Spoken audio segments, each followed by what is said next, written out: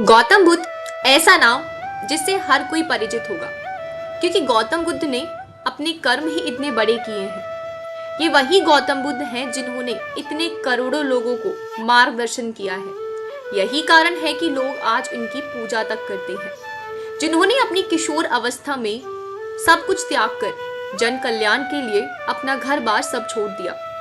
ऐसे महापुरुष भगवान को हम सब कोटि कोटि प्रणाम करना चाहिए। आज की जो कहानी है गौतम बुद्ध की, जिसमें गौतम बुद्ध ने कर्म का सच्चा मतलब बताया है, इस कहानी को सुनकर आपका दिमाग बिल्कुल क्लियर हो जाएगा कि आखिर कर्म है क्या। क्योंकि हमारे जीवन में हमारा जीवन अच्छा या बुरा, सुख या दुख, सब कुछ कर्मों पर डिपेंड करता है। आप सामने वाले को ये सब कुछ दिखा सकते हो कि आप बहुत अच्छे कर्म करते हैं, लेकिन कहीं ना कहीं आपको अंदर पता होगा कि आपने कौन सा कर्म गलत किया है और कौन सा बुरा, कौन सा अच्छा किया है और कौन सा बुरा। क्योंकि भगवान को हमें कुछ दिखाने की जरूरत नहीं होती, वो हमारी अंतरात्मा से सब कुछ जान लेते हैं कि आपके किन कर्मों की वजह से किसी दूसरे के दिल को ठेस पहुंची है और किसके साथ आपने कितना गलत किया है। इस कहानी को शुरू करने से पहले प्लीज मेरे चैनल को सब्सक्राइब करना और कमेंट सेक्शन में ओम बुद्धाय नमः लिखना। इस महान गुरु की इस कहानी से आपको बहुत कुछ सीखने को मिलेगा। आपका ज्यादा वक्त ना लेते हुए कहानी को शुरू करती हूँ। एक बार गौतम बुद्ध अपने शिष्यों के साथ कहीं जा रहे थे और चलते चलते थक जाने की वजह से एक पेड़ के नीचे बैठ जाते हैं। गौतम बुद्ध के शिष्य, जो कि उनके प्रिय शिष्यों में से एक था, गौतम बुद्ध से पूछते हैं कि गौतम बुद्ध, कृपया करके मुझे ये बताइए कि कर्म क्या है।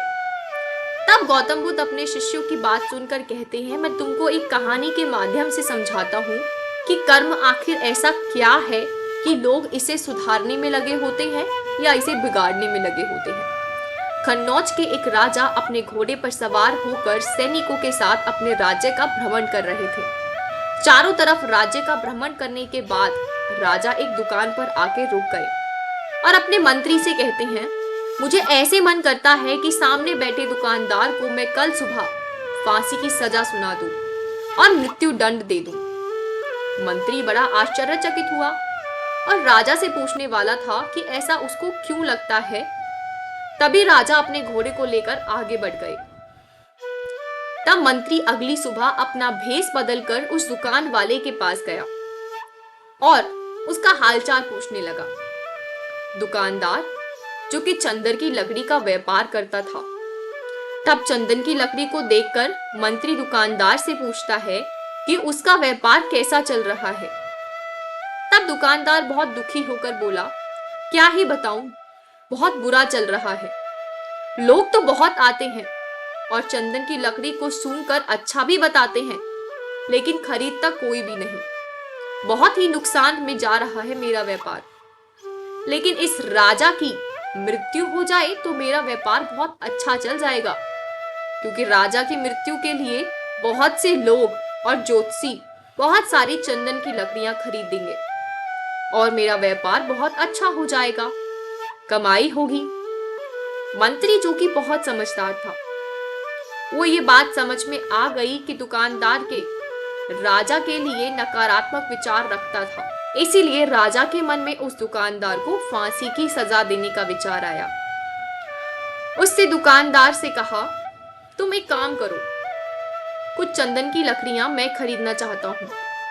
तब दुकानदार बहुत खुश हुआ और मन ही मन सोचने लगा, चलो बढ़िया है, कुछ तो चंदन की लकड़ियां बेची, अन्यथा लोग तो बस चंदन की लकड़ी सूंघकर चले जाते हैं और खरीदता कोई भी नहीं। उसने तुरंत चंदन की लकड़ी को एक कोरे कागज में बांधकर मंत्री को दे दिया। मंत्री उन चंदन की लकड़ियों को ले जाकर राजा के दरबार में पहुंच गया और राजा से बोलने लगा, लो महाराज, ये चंदन की लकड़ियां जो कि उस दुकानदार ने आपके लिए भेजी हैं। ये सोचकर राजा थोड़ा सोच में पड़ गया और सोचने लगा, मैं व्यर्थ में ही उस दुकानदार के बारे में उसकी मृत्यु की बात कर रहा था। मैं कितना गलत था, जबकि इस दुकानदार ने मेरे लिए ये उपहार भेजा है। राजा बहुत प्रसन्न हुआ और सैनिक से कहकर सोने के सिक्के मंत्री को दिए और उस दुकानदार को देने के लिए कहा। मंत्री उन सोने के सिक्कों को लेकर चंदन की लकड़ी के व्यापार करने वाले दुकानदार के पास अपने पुराने बेहिस में पहुंच गया और उसने वो सोने के सिक्के दिए और बोला, राजा ने उसे उपहार दिया है।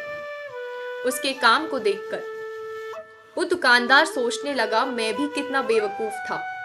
भगवान जैसे राजा की मरने के विचार अपने दिमाग में ले रहा था।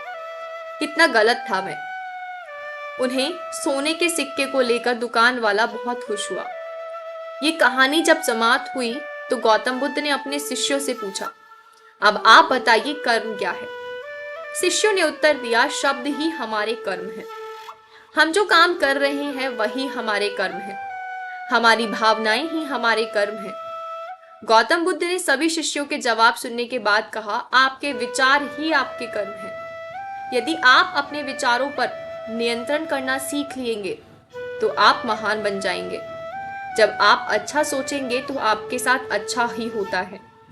इसीलिए दोस्तों, असल जिंदगी में भी हमें किसी के बारे में गलत नहीं सोचना चाहिए, क्योंकि ये विचार जैसे हम सोचते हैं किसी के बारे में, वो उसके पास पहुंच जाते हैं। क्योंकि अच्छी सोच और विचार इंसान के भविष्य का निर्माण करते हैं। अगर आप किसी के बारे में गलत सोचते हैं, चाहे बेशक आपने किसी के साथ गलत किया भी नहीं हो, लेकिन सोचने से ही आपके कर्मों पर बहुत असर पड़ता है। जिस तरीके से आप सोचेंगे उस तरीके से आप करना शुरू कर देंगे, और जब आप करना शुरू करेंगे तो आप ये भूल जाएंगे कि आप किसी के साथ अच्छा कर रहे हैं या गलत, आपके कर्म अच्छे हैं या गलत। और ये बहुत ज़रूरी है। आपके कर्मों से पहले आपकी सोच का पॉजिटिव होना, आपकी सोच का अच्छा होना बहुत ज़रूरी है। जिस तरीके के प्रभाव में आप रहेंगे, आपके माहौल में उस तरीके के लोग आपके साथ जुड़ेंगे। आप खुद एक नकारात्मक व्यक्ति होंगे तो आपके माहौल में जितने भी लोग होंगे वो नकारात्मक ही सोचेंगे और ना ही आपके पास बैठेंगे। तो सोच का इतना असर पड़ता है कि वो तुम्हें सबसे अलग भी बना सकता है और सबसे अलग भी कर सकता है। बहुत फर्क पड़ता है हमारे कर्मों पर हमारी सोच का। कर्म तो हम बाद में करते हैं, सबसे पहले उस कर्म को करने के बारे में सोचते हैं। तो सोच का असर तो पड़ ही गया ना।